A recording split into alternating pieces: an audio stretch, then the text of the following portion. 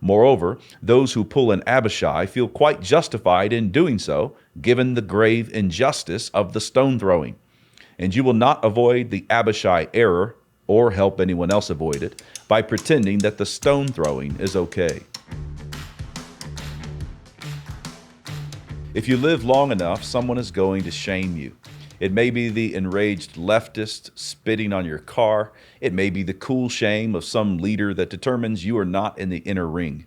You can even get this kind of thing from the self-righteous who see your shortcomings and publicly thank God that they are not like you. Now, when this shame comes your way, it could have a connection to something you have actually done wrong, or it may only be connected to an imaginary wrong, a wrong perceived by the stone thrower.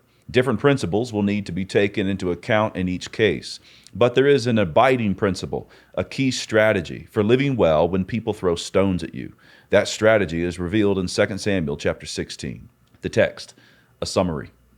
Absalom was on his way into Jerusalem while David and his men fled. As David reached the hilltop, Ziba, the servant of Mephibosheth, approached with 2 donkeys saddled with bread, raisins, fruits, and a bottle of wine. That's verse 1. A nice gift it was, but it was all part of a deception to find favor with the king and cut off Mephibosheth from that favor. Verse 4. A family member of Saul's house named Shimei came upon David and began to curse him. David was surrounded by his servants on the right and on the left, and Shimei went to throwing stones at them while cursing David. Verse 6. The great soldier Abishai could not stand this dishonor, and he was not wrong about the injustice that he saw.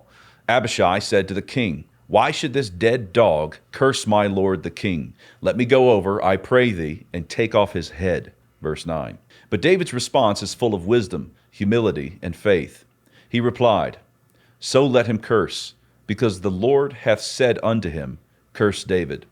Who shall then say, Wherefore hast thou done so?" Verse 10. David added, "It may be that the Lord will look on mine affliction, and that the Lord will requite me good for his cursing this day." Verse 12. Abishai had a point. In a very real sense, Abishai was right. Shimei should not have been throwing stones. Yes, David had sinned greatly with Bathsheba, but Shimei's shaming of the Lord's anointed was an abomination.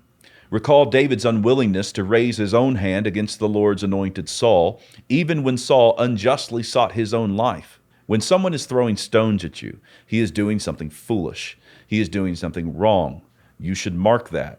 The injustice of the stone throwing is part of what will prompt you to pull an Abishai and go take the stone thrower's head off. Moreover, those who pull an Abishai feel quite justified in doing so, given the grave injustice of the stone throwing. And you will not avoid the Abishai error, or help anyone else avoid it, by pretending that the stone throwing is okay. A God in heaven. The key truth that kept David on the right path in his difficult trek out of Jerusalem is a simple one. There is a God in heaven. The strategy for faithfulness when people throw stones at you is twofold. First, live like there is a God in heaven who sent them. Second, live like this God can pour blessings on your head for suffering injustice. Yes, this is no easy task. Your flesh doesn't like either one of the folds of this strategy. Regarding the first fold, we don't want to believe that God really sent the stone thrower. The stone thrower must be operating independently of God, so we think.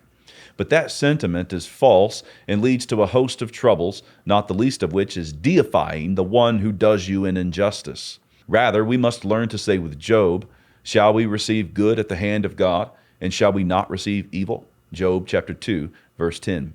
If you fail to grasp that God sent Shimei and his stones to you, then you end up giving Shimei far too much power. Whether you go cut his head off or try to move on with your life ignoring him, you'll still be stuck licking your Shimei wounds and worshiping at your little Shimei altar. The second fold of this strategy is a reminder that God sees our affliction and blesses us accordingly. David didn't just say, "Let him throw stones, I deserve it." He considered that God may return good for Shimei's cursing. Genuine faith in God like this keeps a man out of the flesh. It keeps a man from idolatry. We live in a world where God raises up and puts down, makes poor and makes rich, gives life and kills. This God is our Father and Redeemer through his Son Jesus Christ. And faith in him is the only way to be faithful when the Shimeis of the world come your way. When they do, keep 1 Peter chapter 3, verse 9 plastered on your eyeballs. Do not repay evil for evil, or reviling for reviling, but on the contrary, bless, for to this you were called, that you may obtain a blessing. As you know, there are several good books on Canon Plus, and one of my favorite books on Canon Plus is John Knox's Stalwart Courage by Doug Wilson. We are in a time where we need a whole lot of Knox. Some people objected to the way that he ministered, and Doug Wilson does a wonderful job of defending him and commending him as a great reformer. He loved the truth, and he loved the grace and mercy that is found in the Lord Jesus Christ. You have the opportunity to listen to this book on Canon Plus, and you have the opportunity to get started for only 99 cents. All you need to do is use promo code Jared99.